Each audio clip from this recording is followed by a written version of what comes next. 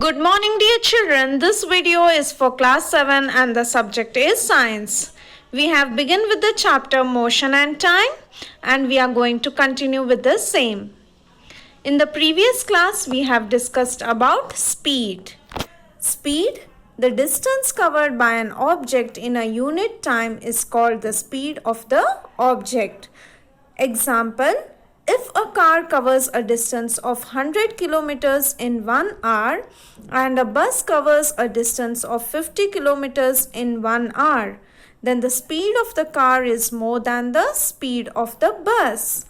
How can we come to know that? Since the speed of most objects are not constant, the speed is the average speed. So we calculate the speed by the formula that is we discussed yesterday. Speed is equal to total distance covered upon time taken. So like that, when we calculate it, we can compare whether the car is faster or the bus. Like that, we can compare the speed of different objects by using this formula that we discussed yesterday. And also we discussed about the measuring of time using the clocks and watches and the new types of clocks which are being used now. We discussed all about these things. Then what we are going to learn today, that is measuring speed. So how the speed can be calculated in different ways with only one formula, that we are going to learn and understand today, children. So once more, before knowing that, let us know once more what is speed. The speed of an object can be measured if we know the distance covered by the object and the time taken. So time taken and the distance covered, if both the things are being known of the object, then the speed can be calculated automatically. So example, if a car covers a distance of 100 kilometers in 2 hours, then the speed of car is, so we are going to solve it like a mathematical problem itself here also, as we have the formula. So first we have to write in the solution, that is distance covered is equal to 100 kilometer, then time taken is equal to 2 hours. So speed is equal to distance upon time. We should mention the formula. Then we have to put the numbers according to the formula, that is distance is 100 divided by time taken is 2. So 100, it is kilometer, the unit, and our time taken is in hours. So 100 by 2, that is 50. So 50 kilometers per hour. So we have to mention the unit. Without mentioning the unit, if you solve the problem, then you will not get the complete marks. So always remember that you need to mention the units after writing the answers. If we know the speed of the car and the time, we can find the distance covered by it. Suppose the question is, they have given speed and time for you and they are asking you to calculate the distance of the car covered by the car. Then what you can do is simply change the formula as like this. Distance is equal to speed into time. So what is the speed which we have got now? That is 50. So 50 kilometers into 2 hours. So which is equal to 100 kilometers is the distance covered there. And speed will be kilometers per hour and time will be hours. So hour get cancelled and only 100 kilometers the distance remains.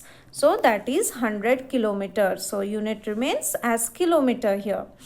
If we know distance covered by the car and the speed, we can find the time taken. So if they have given distance, speed, and they are asking for time, so that time the formula becomes time is equal to distance upon speed. That is distance is 100 upon time is speed is 50. So 100 by 50 gives you 2 hours. So like that we can calculate one quantity by knowing any of the two quantities. That is, the formulas are, if you want to calculate speed, it will be speed is equal to distance upon time, and if you want to calculate distance, the formula will be distance is equal to speed into time, and if you want to calculate time, then the formula will be distance upon speed. So like that, in all three ways we can calculate the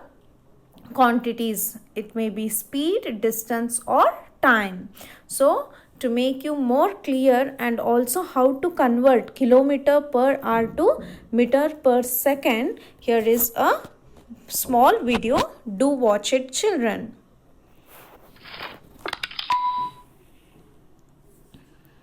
Speed. Suppose we observe the motion of a car and a cycle on the road. During the same time interval, the car is able to go much farther than the cycle. In other words, the speed of the car is more than the speed of the bicycle. Speed is the distance moved by a body in unit time. The unit time could be 1 second or 1 hour. The SI unit of speed is meter per second. If a body moves a distance d in time t, then speed equals distance divided by time, or S equals d by t. For example, if a car travels a distance of 75 kilometers in 2 hours at uniform speed, express its speed in kilometer per hour and meters per second. Time t equals 2 hours. Distance d equals 75 kilometers. Speed S equals d by t, which is 75 kilometers divided by 2 hours, which is 37.5 kilometers per hour. Speed in meters per second. Distance d equals 75 kilometers, which is 75 multiplied by 1000 meters. Time t equals 2 hours, which is 2 multiplied by 60 multiplied by 60 seconds. Speed S equals d by t, which is 75 multiplied by 1000 meters divided by 2 multiplied by 60 multiplied by 60 seconds. Therefore, the answer is 10.4 meters per second. So like this you can solve the problem and also convert it into meters per second too. I hope you have understood that. Then I have given a small problem which you should solve on your own.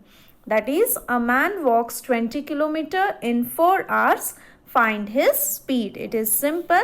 So you put the first you should write in the solution what they have given, that is the distance and the time taken. Then you have to put the formula, speed is equal to distance upon time, and put the values and just cancel them, that is divide them and write the answers. But remember that you need to mention the units. I hope you will solve it. Solve it, children. It is very easy and you will come to know how to solve the simple problems. Then it will be even easy for you to learn and understand. So do solve it. Don't skip it. Okay. Then when you solve that, you will come to know the how to solve such kind of problems. So similarly, you can solve table 13.3 and 13.4 in your textbook, which is in page number 150. So you will come to know the various ways wherein it is given there, few examples. So you can try solving them all, and it hardly takes few minutes for you all if you show the interest. So see to that you solve them. They are very easy and interesting too, so don't miss them also. Then, so the next part after the calculating of speed, so how is there any device which is used to measure the speed? Yes, you have often seen them in your cars and vehicles too. What are these? They are the speedometer and odometer. Speedometer is a device which measures the speed of vehicles in kilometer per hour. So whenever you see, you'll be noticing in your car or vehicle, whenever you are going, oh, we are going with this much speed, you say, yeah. So if you have done it, you will be knowing. So this is the speedometer. So whenever the speed of the accelerator increases, you can see this bar or this needle getting increased. So you will come to know how much speed your vehicle is moving, isn't it? Like that, even odometer is a device which measures the distance covered by the vehicle. So how much distance is being covered so long in your vehicle, that will be given in the odometer. So these are the two devices which help to know how much distance is covered by a vehicle and also in which speed the vehicle is being moving. So to make it clear, we have one more video for you to watch here. Do the meters and indicators in front of the driver's seat of your father's car scare you? Now they won't. Straight beyond the steering wheel are 2 meters. The circular dial, which looks somewhat like a clock with needles and numbers, is the speedometer. When the car is in motion, one needle points to a particular number in the speedometer. This number is the speed of the car in kilometer per hour. There is also a rectangular box within a speedometer that has digits written on it. When the car is in motion, these digits undergo a change, rather increase. This rectangular box is known as the odometer. Its readings show the distance covered by the car. So these are the two devices, speedometer and odometer, which are fixed in vehicles, which helps us to know the speed and distance. So is it so good with the technology, children, wherein we can come to know the speed also as well as the distance covered by the vehicle. It is very one great invention, we can say, which is so helpful for everyone in their day-to-day life. So today we have discussed about calculating speed and solving some problems, and also we have discussed about the two devices that are mainly used in all the vehicles, that is speedometer and odometer. So to understand these concepts, you need to read page number 148 to 151. So please don't skip reading your textbook. You need to read your textbook to understand these concepts better. Thank you. Have a good day.